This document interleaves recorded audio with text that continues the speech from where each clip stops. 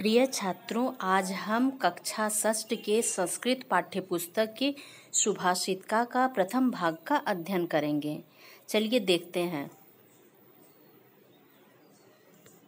सुभाषिका प्रथमो भाग षष्ठ वर्गीय संस्कृत पाठ्यपुस्तकम।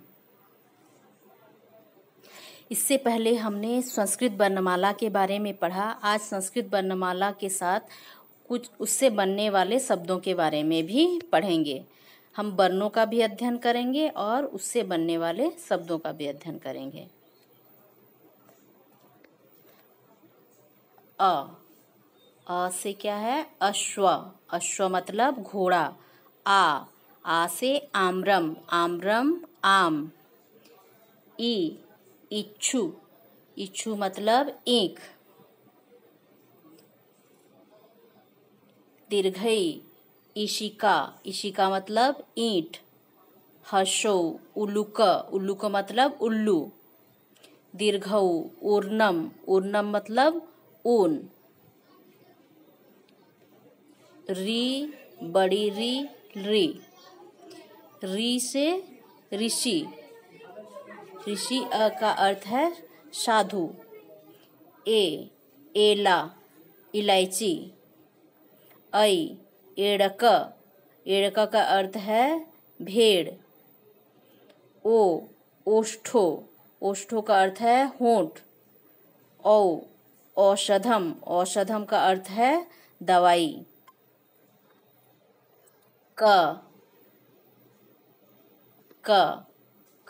कमलम। क से कमलम। कमलम का अर्थ है कमल। ख से खग। खग का अर्थ है पंछी। ग से गज। गज का अर्थ है हाथी। घ से घट। घट का अर्थ है घड़ा। अंग से कुछ नहीं। च से चमच। चमच का अर्थ है चम्मच।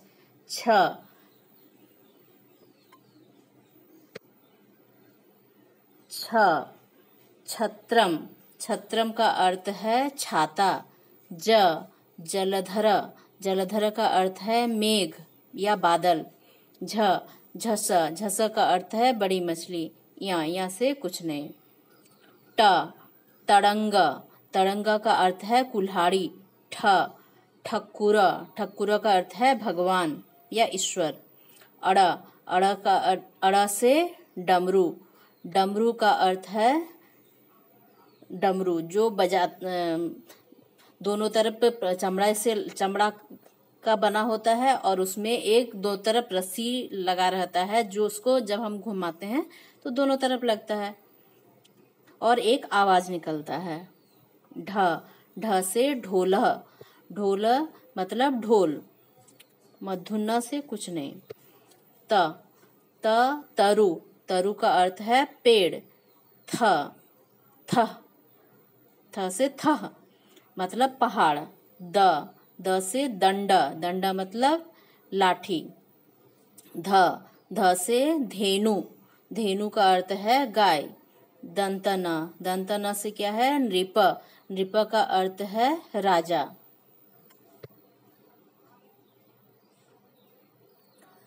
प से पत्रम। पत्रम का अर्थ है पत्ता।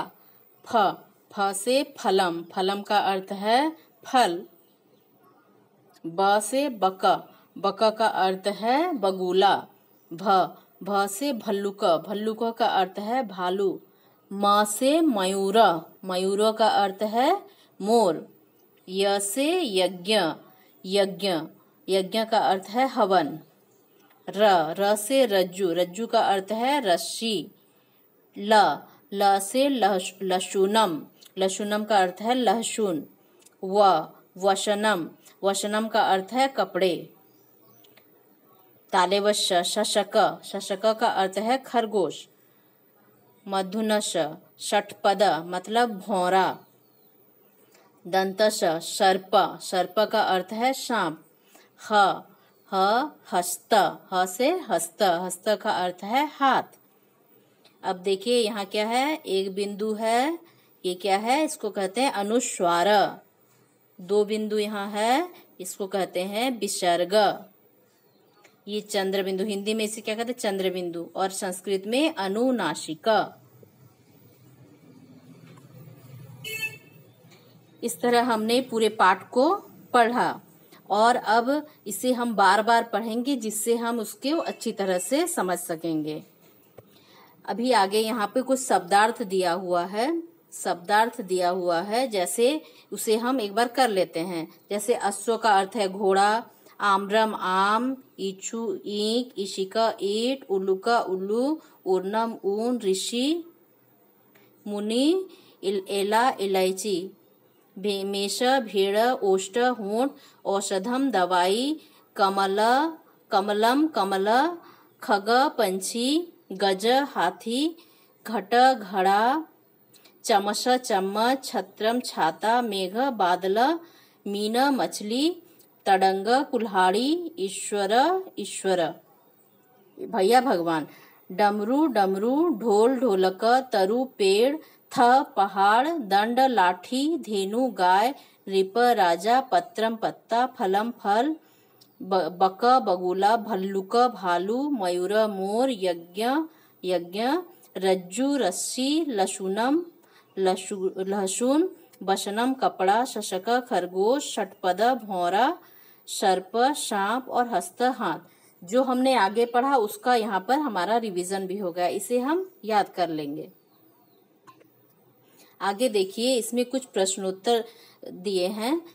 इसमें पहला तो है शब्दार्थ, दूसरे नंबर पे है एतानी पदानी स्थानीय भाषायाम लिखतु। इन सबका स्थानीय भाषा में क्या कहा जाता है? स्थानीय भाषा क्या है? हमारा हिंदी है।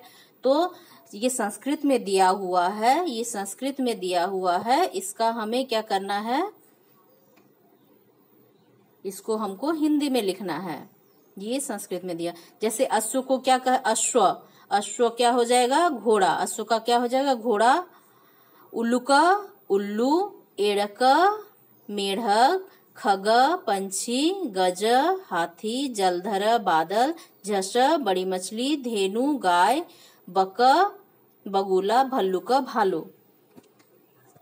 इसे आप कर लेंगे। इसके बाद देखिए तीसरे नंबर पे दिया है कि चित्राणि दृष्ट्वा उचित पदानि मेलयत। जैसे यहाँ पर एक उदाहरण किया हुआ है, सगणक। सगणक का अर्थ है कंप्यूटर, इसको कंप्यूटर के साथ मिलान किया गया है। इसके बाद है दर्पण। दर्पण का अर्थ है आईना। देखिए यहाँ दर्पण का चित्र है, इसके साथ मिलान करते हैं। पुष्पम, ये क्या है? फूल। व्यंजनम क्या है? पंखा। और पुस्तकम क्या है? किताब। यहाँ एक किताब दिया गया है, उसके साथ मिलान करना है। तो आपको 2 नंबर और 3 नंबर समझ में आ गया। अब आगे करते हैं। देखिए यहाँ पे भी कुछ चित्र दिए हुए हैं और सामने उसके संस्कृत नाम दिए गए हैं।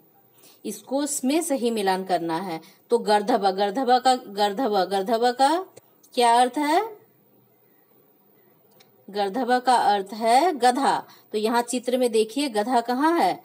ये गधा यहाँ है, तो गर्दभ को इससे मिलान कर देंगे। अब देखिए सिंह। सिंह का क्या अर्थ है? शेर या बाघ। तो सिंह कहाँ है? ये देखिए यहाँ पर सिंह है, तो सिंह से इसको मिलान कर देंगे। अश्व कहाँ है? अश्व का क्या अर्थ है? घोड़ा। घोड़ा कहाँ है? यहाँ है घोड़ा, तो घोड़ा को इससे अश्व को घोड़े से मिलान कर देंगे। मयूर। मयूर कहाँ? मयूर का अर्थ है मोर। तो मोर कहाँ दिख रहा है? ये देखिए यहाँ पर है मोर, तो मयूर को मोर से मिला देंगे। हंस। हंस कहाँ दिख रहा है? यहाँ हंस है, तो हंस को हंस से मिला देंगे। इसी तरह देखिए आगे क्या दिया है 4 नंबर में कि अधो दत्तानि चित्राणि दृष्ट्वा मंजूषाता उचित पदम चित्वा चित्राणि सम्मुखे लिखत।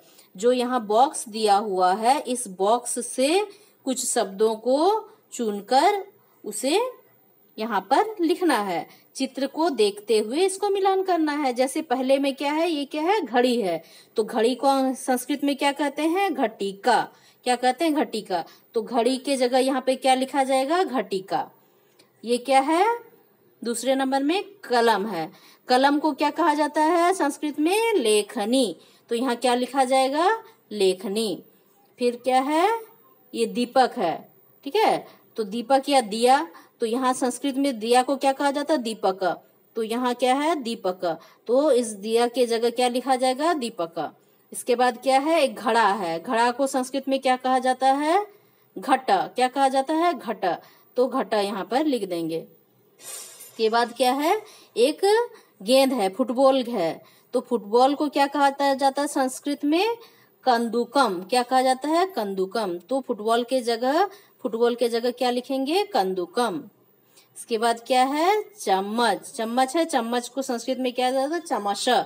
तो चम्मच के जगह क्या लिखेंगे? चमच। यहाँ चमच लिखेंगे।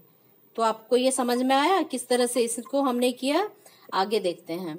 अब देखिए क्या है, 5 नंबर में है अधोलिखित वर्णानि अधूरत्व संस्कृत पदानि रचयत। तो क्या है, इसमें कुछ वर्ण दिए हुए हैं, इससे कुछ संस्कृत पद को यहाँ बनाना है। जैसे म से क्या हो सकता है? म से क्या हो सकता है? सोचिए, मकर हो सकता है। अ से क्या हो सकता है? आम्रम हो सकता है। अज हो सकता है, अज मतलब बकरी। क से क्या हो सकता है? क से क्या हो सकता है? कमलम। क से कमलम। क से कमलम। अ से क नंबर में क्या है? म है। म से क्या लिख सकते हैं? मकरम। ख में क्या है? अ। तो अ से क्या लिख सकते हैं? अज। ग में क्या है? क से क्या लिख सकते हैं? कमलम। घ में क्या है? आ से क्या लिख सकते हैं? आम्रम। अंग। ग से क्या लिख सकते हैं? गज। इस तरह से देखिए। नेक्स्ट क्या है? 6 नंबर में क्या है? चित्रानि दृष्ट्वा पदानि लिखत। तो इसमें चित्र दिया हुआ है और इससे कुछ पद लिखना है। ठीक है, कि क्या है इसके बारे में यहाँ लिखना है। तो यहाँ क्या क्या है मैं वो बता देती हूँ, फिर आप उसको लिख लेंगे। ये क्या है? पहला नंबर में अश्व है, फिर क्या है? गज है, फिर क्या है?